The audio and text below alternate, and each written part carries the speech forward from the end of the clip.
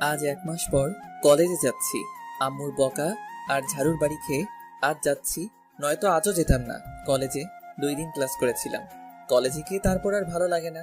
কলেজে যেতে সারাদিন বন্ধুদের সঙ্গে আড্ডা আর ঘোরাঘুরি করছি। বাংলায় যেটা বলে টোটো কোম্পানির ম্যানেজার। আচ্ছা, আপনাদের পরে সব বলছি, আমি আগে কলেজে গিয়ে নেই, লেট হয়ে গেছে। তারপর দৌড়ে চলে এলাম কলেজে। ক্লাসে ঢুকতেই ভিতরে দেখি একটা মেয়ে বসে আছে। সেটা হচ্ছে ম্যাডাম। দেখতে একদম পরীর মতো। দেখেই এক বস্তা ক্রাশ খাইছি। একদম পরীর মতো দেখতে। মনের দরজা জানালা সব খুলে গেছে তাকে দেখার জন্য। কিন্তু সেটা তো ভুল হবে ক্রাশ খেলে। না, মনের দরজা জানালা সব বন্ধ করে দিতে হবে।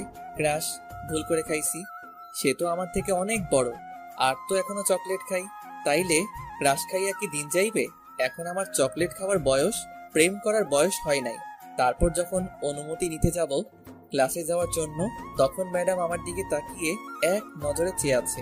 5 মিনিট সময় হয়ে গেল, তবু চোখের পাতা নড়ে চড়ে না। ভিতরে যেতেও পারছি না। বলেন তো কেমনটা লাগে? কেমন জানি লজ্জা লজ্জা লাগছে। আম্মু ছোটবেলা বলতো, কেউ বেশি চেয়ে থাকলে নজর লাগবে। তারপর আমি আমার 2 হাত দিয়ে মুখটা ঢেকে ক্লাসে গিয়ে সবার শেষে জাহিদের কাছে গিয়ে বসে পড়লাম। ও, জাহিদ হচ্ছে আমার বন্ধু। আরো আছে, গল্প করতে থাকেন, জেনে যাবেন। ম্যাডাম এখনো চেয়ে আছে আমার দিকে। কিছুক্ষণ যাওয়ার পর ম্যাডাম আমায় বলল, ওই ছেলে, তুমি দাঁড়া। জি ম্যাডাম বলেন। তুমি কি এই কলেজের ছাত্র? ম্যাডাম, আমি এই কলেজের ছাত্র। তাহলে এতদিন কলেজে আসো নাই কেন? এমনি ভালো লাগেনি, তাই আসি নাই। তোমার নাম কি? আমার নাম নীরব আহমেদ।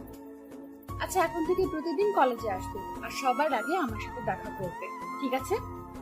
কেন ম্যাডাম? দেখা করলে কি দেবেন? আমায় চকলেট দিবেন? মনে করো তার থেকে বেশি কিছু দেব। এতদিন পর একজন পেয়েছি মনের মানুষ। তোকে দেখেই ফিদা হয়ে গেছি রে আমি। কেন যে তুই আরো আগে আসলি না আমার জীবনে? তখন আমি বললাম, আচ্ছা ঠিক আছে ম্যাডাম। আর শোনো, যাওয়ার সময় দেখা করে যাবে আজ। আমি মাথা নাড়িয়ে হ্যাঁ বললাম। তারপর বসে পড়লাম। পাশে তাকিয়ে জাহিদ অবাক হয়ে তাকিয়ে আছে। শুধু জাহিদ না, ক্লাসের সবাই তাকিয়ে আছে অবাক হয়ে। তখন ম্যাডাম ব্যাপারটা বুঝতে পেরে সবার উদ্দেশ্য করে বলল, সবাই নিজের পড়ার দিকে মনোযোগ দাও। তারপর সবাই বইয়ের দিকে তাকালো। তখন জাহিদ বলল আমায়, দোস্ত, ব্যাপারটা কি বলতো? ম্যাডাম তো কারোর সাথে এমন করে কথা বলে না, সব সময় রাগী মুডে বসে থাকে। কিন্তু তুই আসার পর এমন শান্ত হলো কেন? মুখে হাসি ফুটেছে। কি জানি দোস্ত, আমি তো শুধু এটাই জানি, চকলেট খাও, মুখে হাসি ফুটাও। শালা, তুই এত চকলেট খাস বলে ভাবিস না সবাই চকলেট খায়। তুই তো একটা পিচ্চি ছেলে। আমি কি ধরে বলছি আমি বড় মানুষ? আমার আব্বু আমায় এখনো ছোট বাবু বলে ডাকে। থাক দোস্ত, আর কিছু বলা লাগবে না, তোর ক্লাস কর। তারপর সবগুলো ক্লাস করে চলে আসলাম বাসায়। ম্যাডামের কথা একটু মনে ছিল না দেখা করতে। তারপর আবার আরো 3 দিন কলেজে যাইনি। সারাদিন সব বন্ধুদের সাথে আড্ডা দিয়েছি, ঘোরাঘুরি করছি। একদিন সকাল সকাল ঘুমটা ভেঙে গেল। উঠার পর আম্মু বলল, বাবা নীরব, এই 50 টাকা দিয়ে বাজার থেকে মুরগির 4 পিস ডিম নিয়ে আয় তো, জলদি রান্না করব আমি।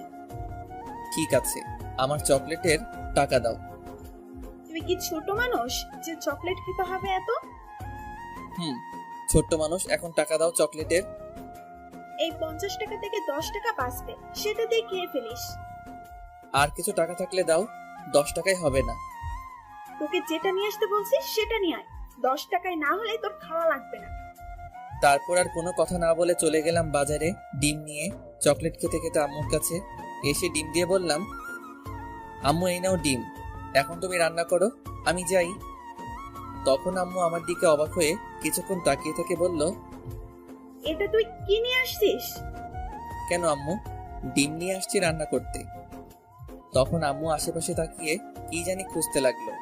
তখন আমি বললাম, কি খুঁজতেছো আম্মু?